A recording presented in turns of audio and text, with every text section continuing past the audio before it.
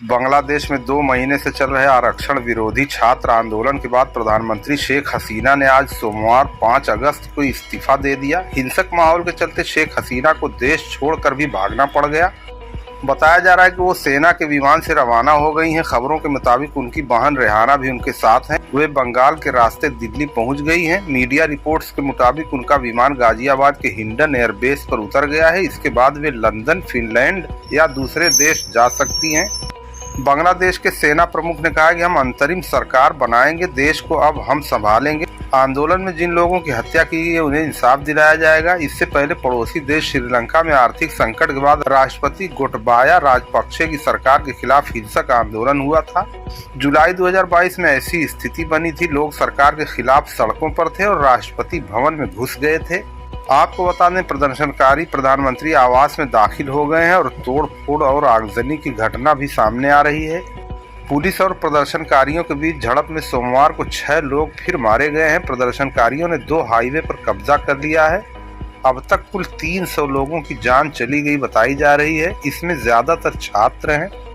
इधर बीएसएफ ने भारत बांग्लादेश पर अलर्ट बढ़ा दिया है। आर्मी ने देश के प्रमुख पार्टियों के नेताओं के साथ बैठक की। 18 सदस्यीय अंतरिम सरकार प्रस्तावित की गई है। सेना इस सरकार को बनाएगी। भारत ने बांग्लादेश जाने वाली सभी ट्रेनें रद्द कर दी हैं। एयर इंडिया ने भी विमान सेवा सस्पेंड कर दी है। विदेश मंत्री एस जयशंकर ने प्रधानमंत्री मोदी से मुलाकात की है और उन्हें अपडेट दिया है। प्रतिपक्ष के नेता राहुल गांधी भी विदेश मंत्री से मुलाकात किए हैं। सुरक्षा सलाहकार अजीत डोभाल ने गाजियाबाद के हिंडन एयरबेस पर बांग्लादेश की पूर्व सीएम शेख हसीना से 1 घंटे मुलाकात की। बताया जा रहा है कि हसीना C-130 ट्रांसपोर्ट एयरक्राफ्ट से भारत पहुंची हैं। आपको बता दें, 76 साल की शेख हसीना का जन्म 28 सितंबर 1947 को पूर्वी पाकिस्तान या बांग्लादेश के तुंगी पारा में हुआ था। उनके पिता शेख मुजीबुर रहमान और मां शेख फजीलतुन्निसा मुजीब थीं। उनकी पढ़ाई ढाका के अजीमपुर गर्ल्स स्कूल और बेगम बदरुन्निसा गर्ल्स कॉलेज से हुई है। ग्रेजुएशन उन्होंने ढाका के ही ईडन कॉलेज से बैचलर डिग्री 1966-67 में ईडन कॉलेज की वाइस प्रेसिडेंट रहीं। उनकी शादी वाजिद मियां, जो एक न्यूक्लियर साइंटिस्ट थे, उनसे हुई थी। पिता शेख मुजीबुर रहमान ने 1971 में बांग्लादेश की आज़ादी के लिए आंदोलन शुरू किया। इसके बाद बांग्लादेश की आज़ादी मिलने के बाद शेख मुजीबुर रहमान प्रधानमंत्री बने। 1975 में बांग्लादेश में तख्ता पलट हुआ, जिसके बाद 15 अगस्त 1975 को ढाका में शेख मुजीबुर रहमान के परिवार की हत्या कर दी गई। शेख हसीना उस वक्त यूरोप में थी, जहां उनके साथ उनकी बहन रिहाना, पति जावेद और बच्चे थे। उन सभी ने पश्चिम जर्मनी में बांग्लादेश के राजदूत के घर शरण ली थी। इंदिरा गांधी की सरकार ने 1975 में उन्हें भारत में शरण दी। इसके बाद परिवार के बचे हुए लोग 24 अगस्त 1975 को दिल्ली आ गए, जहां वे 6 साल तक रहे।